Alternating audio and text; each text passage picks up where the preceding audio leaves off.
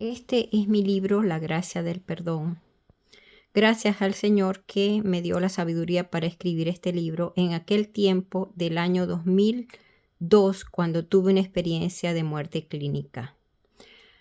En ese tiempo todavía yo no conocía a mi esposo, Mike Bonshine, mi actual esposo, y por eso él no aparece en este libro. Agradecimientos. Primeramente a Dios, porque tuvo misericordia de mí cuando nadie más me amaba. A mis padres biológicos por haberme traído al mundo.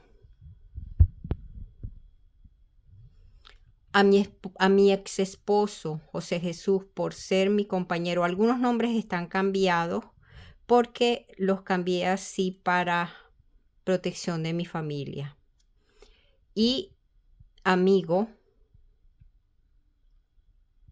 por haber sido mi maestro en la vida, por todo lo que me enseñó, todo lo que no debo hacer y todo lo que viví con él, para aprender esta gran lección de vida. A mis hijos por haberme amado, aún sin yo estar con ellos, por haber sido tan buenos hijos, y agradezco a Dios por ellos, porque son una gran bendición en mi vida.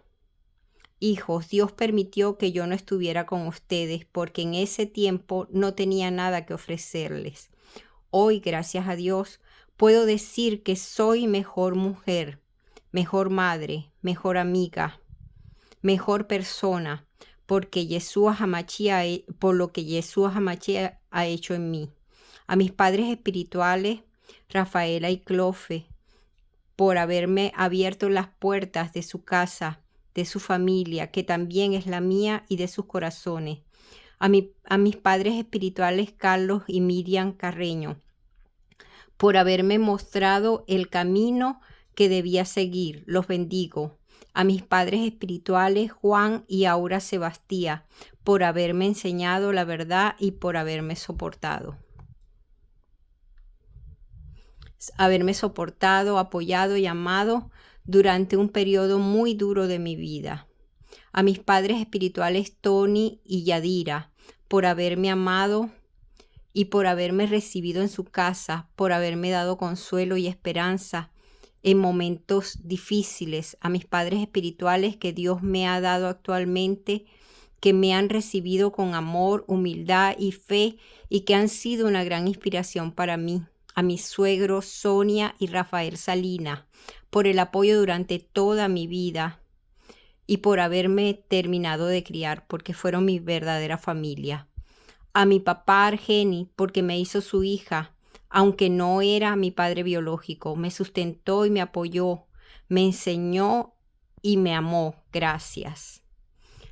Como puede notar, no tuve padre, pero en realidad Dios me proveyó de un padre en cada etapa de mi vida y estoy agradecida a Dios por ello. Gracias. La gracia del perdón. Prólogo. Juan 8:32. Conoceréis la verdad y la verdad os hará libre. Dios creó a la familia, pero a veces no es fácil la convivencia en la misma. Dios los creó los unos para los otros, para estar conectados. Esa es la esencia del ser humano. Los ancianos dicen que la prisión más cruel es la que construimos nosotros mismos, y el confinamiento voluntario puede ser el más cruel de todos. El infierno tal vez no sea más que la eternidad en soledad. También se dijo que nuestro Padre nunca nos dejará solos y que tampoco dejará de buscarnos y amarnos. Es difícil, tal vez no sea más que la eternidad en soledad. También se dijo que nuestro Padre nunca nos dejará solos y que tampoco dejará de buscarnos y amarnos. Es difícil llegar a comprender todo esto. Muchos hombres no pueden y no quieren oír hasta no estar totalmente quebrados. Eso es lo que me pasó a mí. Esta es mi historia, mi testimonio. Espero pueda ser útil a aquellas personas que están pasando por momentos difíciles y se sienten solas, tristes y abandonadas, como me sentí yo. como me sentí yo, y que piensen que ya no hay esperanzas. Déjame decirte que hay una esperanza en Yeshua HaMashiach, y eso es lo que Cristo hizo en mi vida. Muchas veces cuando paso por problemas puedo sentir odio, rencor y amargura, pero sé que no es lo que siento. A veces podemos amar a alguien, pero cuando nos molestamos sentimos estas emociones. No quiere decir que no somos cristianos, solo quiere decir que también somos humanos.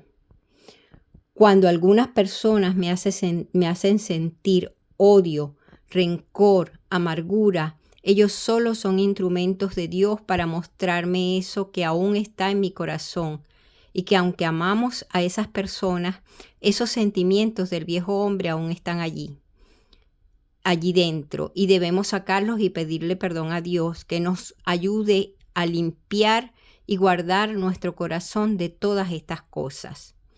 Es esto justamente lo que Yeshua HaMashiach hizo en mi vida. Me mostró lo que hay en mi corazón. Dios no puso a esas personas en mi vida, me puso a mí en las de ellas, para enseñarme algo a mí y también a ellas. La enseñanza más importante que aprendí es que cuando Dios tiene algo que enseñarme, me envía un maestro. No siempre me gusta la lección. Y la lección que aprendí fue acerca del perdón y el amor. No se debe subestimar el poder del perdón. Siempre es más fácil recibir la gracia, pero es difícil darla. Es por esto que quiero compartir la carta del perdón que vi en una película cristiana. La carta del perdón. Prometo orar por ti cada día, pedir tu perdón, concedértelo también y ser tu amiga para siempre. Capítulo 1. Mateo 11:28. Venid a mí todos los que estéis trabajados y cargados, y yo os haré descansar. Todo empezó hace 11 años. Esto lo escribí hace 11 años. O sea, más de 11 años, 12 años. Yo vivía en una casa alquilada en Pampatar, Isla de Margarita, Venezuela, cuando de pronto se encendió la televisión, pues estaba programado para encenderse a las 6 a.m. que yo iba al trabajo. Me llamó mucho la atención que la persona que estaba hablando en TV era mi prima, hija de mi hermano, de un hermano de mi mamá.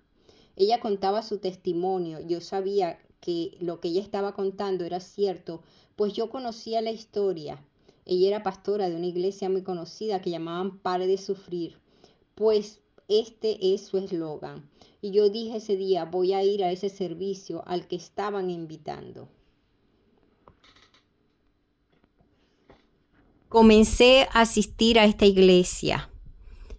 Me gustaban mucho las canciones, podía sentir una paz que nunca había sentido antes. Definitivamente, Dios se manifestaba a la vida de las personas de manera misteriosa. O sea, se estaba manifestando a mí de manera misteriosa a través de esa secta, porque yo no conocía nada que tuviera que ver con Dios.